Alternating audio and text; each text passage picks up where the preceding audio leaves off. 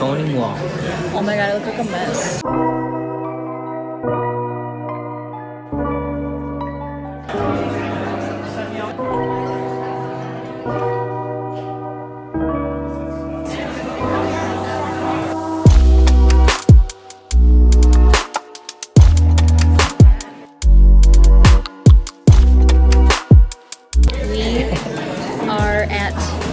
Restaurant called the laab, and basically this is on the menu tonight. Hmong cuisine. We got six courses. And this is what the place looks like.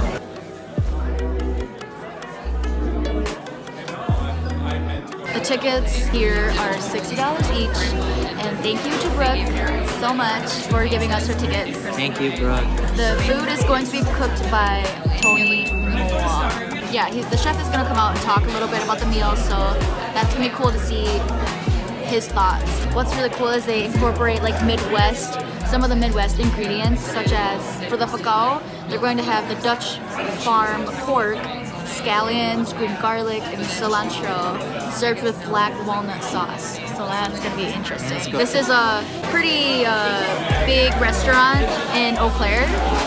And it's cool because there's that Hmong cuisine, but there's going to probably be a twist. What I'm really interested in is how different this food is going to be from like the original traditional food, because from what we're used to already. Yeah, because at home. Yeah. Right? Yeah. Like we're so far apart. They have like bitter melon on here, which my mom eats all the time. Ooh, they're gonna have lava, but they're going to like put strawberries and carrots, mint. Oh, it's gonna be so like different. And they also have laab, but mushroom laab, so that's gonna be cool. We'll see how it goes. And our waiter was really nice to us, and yeah. But yeah.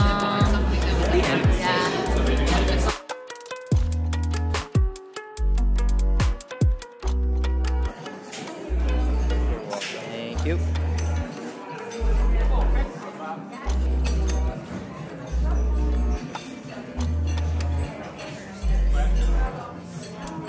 So the first dish was a salad, and it included papaya and mushroom laab.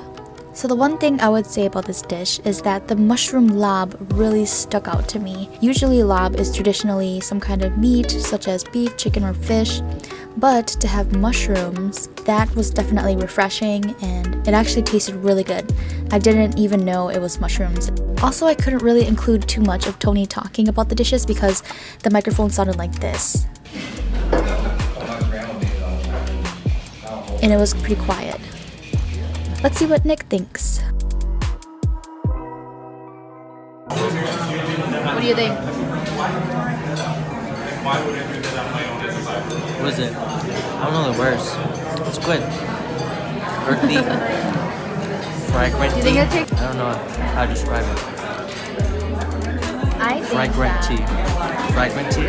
Fragrant tea? Okay.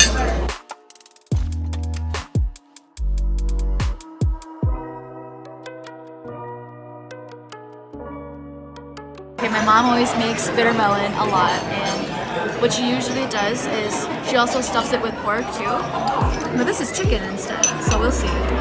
And I don't really like bitter melon, to be honest. I don't, but we'll see how it goes.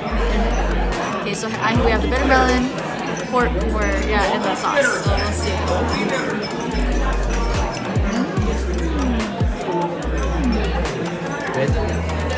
Okay, the sauce totally makes the bitterness like go away.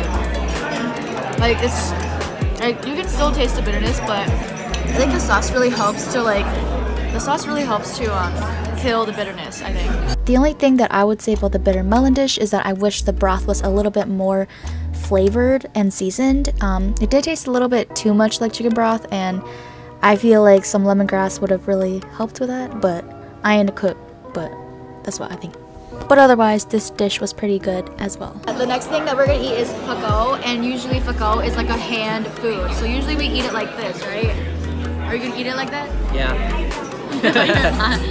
We're in a really fancy place, so I feel like we're gonna have to use our forks and spoons and yeah, that stuff. Thank you.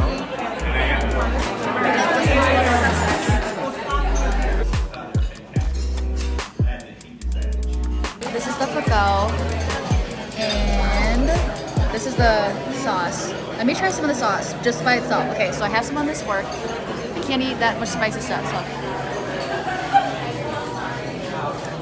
Pretty spicy.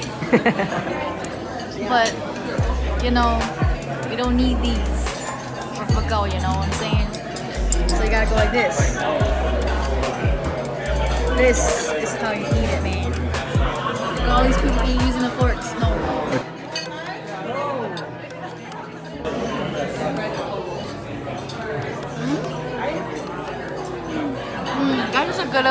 That's a good old traditional fagao right there. So that's good. What I would say about this third dish is that the fagao was just a plain old traditional fagao, but the black walnut sauce really enhanced the flavor. I would not even think that walnuts and pepper made a good mix, but they do.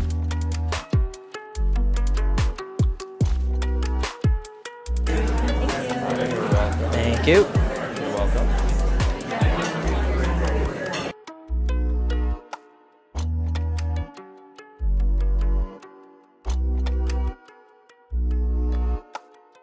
Okay, look at this. Look at the way that this thing. Ooh, jiggle jiggle. That looks so delicious.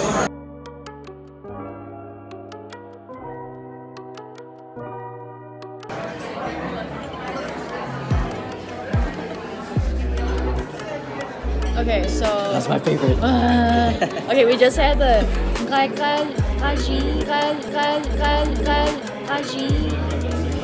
Oh my god.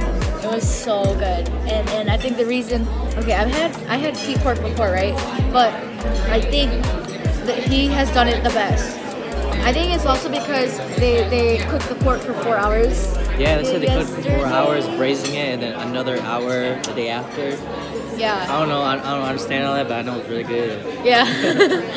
Yeah, and the fat just melted in my mouth. It was like the perfect amount. Like I think I would have like grabbed like a whole bowl of it, but I think that was the perfect amount. 1 egg and 1 piece of pork.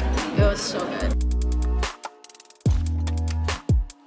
For the stuffed chicken wing dish, stuffed chicken wings were just a good old traditional stuffed chicken wing that I'm pretty sure your mom or grandma has made before. The twist that was added to this dish was the hickory nut chili sauce, and that definitely added more flavor to the stuffed chicken wing. Usually when my elders make the stuffed chicken wings, it is a little bit more on the plain side, so it was definitely a plus to have that hickory nut chili sauce.